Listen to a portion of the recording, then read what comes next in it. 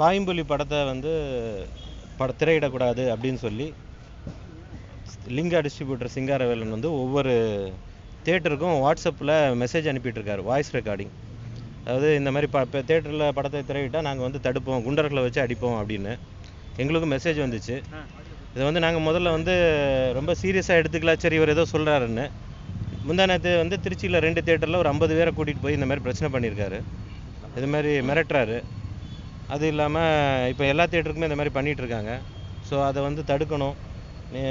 என்ன மிரட்டுறாரு அப்படின்னா, நீங்கள் படம் சப்போஸ் பாயம்புலி போட்டிங்கன்னா நாங்கள் வந்து நீங்கள் டிக்கெட் ரேட் அதிகமாக வாங்கினீங்கன்னா அதை நாங்கள் வந்து பப்ளிசிட்டி பண்ணுவோம் அப்படின்னு சொல்லி மிரட்டி ஆளுகளை வச்சு உள்ள மிரட்டுறாரு.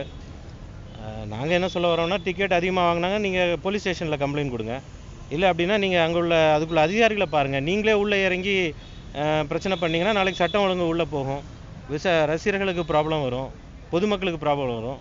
அதனால் இந்த மிரட்டலுக்கு வந்து நாங்கள் இதில் அசோசியேஷனில் கம்ப்ளைண்ட் பண்ணோம். இப்போ இவங்க கவுன்சிலேருந்து எல்லாருமே வந்திருக்காங்க, வந்து கமிஷனை பார்த்து கம்ப்ளைண்ட் கொடுத்துருக்கோம். அவர் தாண்டு சார் வந்தார், அவர் இன்னைக்கு ஈவினிங்குள்ளே ஏதாவது ஒரு நடவடிக்கை எடுக்கன்னு இருக்காங்க கமிஷனர். இல்லை, அது ஃபோன்லேயே சொல்கிறார், எனக்கு ஒரு 50 லட்ச ரூபா கொடுத்தீங்கன்னா நான் விட்டுருவோம், ஏன்னா லிங்கா படத்தில் நான் சொல்லி தான் காசு வந்துச்சு அப்படிங்கிறார். லிங்கா பட பிரச்சனை இன்னும் பேமெண்ட் வரலைங்க. எங்களுக்கு ஒரு 6 ரூபா ஐயா ரஜினிகாந்த் கையிலேருந்து வரணும், அது இன்னும் எங்களுக்கு 6 ரூபா வரல. அது வரும்னு நினைக்கிறோம், கொடுத்துருவாங்க.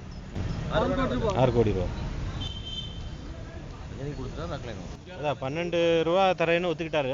அதில் வந்து 6 கோடி ரூபா ராக்லைன் கொடுத்துருக்காரு. அவர் ப்ரொடியூசர் தான் தரணும். ரஜினி கொடுத்துருக்காரு. இன்னொரு 6 கோடி ரூபா வரணும், அது வரல. இல்லை, அந்த இஷ்யூக்கு இல்லைங்க. அந்த இஷ்யூ வந்து மேட்டர் இல்லை, அவங்களுக்கு தான் திருச்சி செட்டில்மெண்ட் ஆயிடுச்சு. அவருக்குள்ள வாங்கிட்டு அவர் பேமெண்ட் வாங்கிட்டார். அது முதல்ல வந்து 6 ரூபாயில் திருச்சி செட்டில்மெண்ட் வாங்கிட்டு போயிட்டார். அது எல்லாருக்குமே தெரியும். அதுக்கு இதுக்கும் சம்மந்தமே இல்லை. இப்போ அவர் வந்து என்ன நினைக்கிறாருன்னா, அவர் பண்ணக்கூடிய ஒவ்வொரு காரியங்கள்னால இன்றைக்கி ரஜினி இறங்கி காசு கொடுத்தது மாதிரியும் அதேமாதிரி யாரையும் மிரட்டலாம் அப்படின்னு ஒரு பத்திரிக்கை ஒன்று கையில் வச்சுருக்காரு, ஏகலைவன். அது த்ரூவா யாரையும் மிரட்டலாம் அப்படின்னு ஒரு சூழ்நிலை உருவாக்கிட்டு வராரு. அது முதல்ல வரக்கூடாதுன்னு சொல்லி தான் இந்த கம்ப்ளைண்ட் கொடுத்துருக்கோம். ரெண்டாவது வந்துங்க, ஒருத்தர் பேசுகிறது நம்ம எடுத்துக்க மாட்டோம், பரவாயில்ல. ஆனால் நேற்று வந்து தேட்டரில் இப்படி ஒரு இன்சிடென்ட் நடந்ததுனால அந்த ஃபோட்டோவையும் வாட்ஸ்அப்பில் அனுப்புகிறாரு, நாங்கள் இந்த மாதிரி பண்ணுறோம். ஸோ வந்து கண்டிப்பாக ஒரு தீர்வு வரணும் இதுக்கு.